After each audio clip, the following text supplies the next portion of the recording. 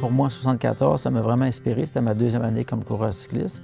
À l'âge de 14 ans, alors de voir ces coureurs-là, ces idoles-là venir courir à Montréal, c'était vraiment spectaculaire, là. J'étais assez fière d'être la première Québécoise à faire partie de l'équipe canadienne au championnat du monde.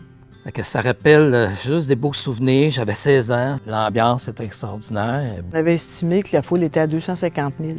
Tout le long du parcours, il y avait une très grosse foule. Et puis je me souviens des femmes qui hurlaient quand j'ai rejoint le peloton après avoir été larguée pendant un tour. Je crois que c'est un rendez-vous réellement immanquable. Voir les meilleurs, là, femmes, amateurs, hommes, sur route, j'aurais pas de misère à le vendre, là. Comme je vendais mon programme à l'époque.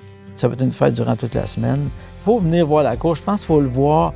C'est un événement important qui est inspirant pour beaucoup de monde et ça met Montréal vraiment sur la carte. Quand on a un événement international et on a des champions qui viennent chez nous, je pense que c'est très inspirant. Probablement, je m'installerais dans Camillien-Hood, à l'endroit où j'ai rejoint le peloton après m'être fait larguer. Moi, j'étais là en 74.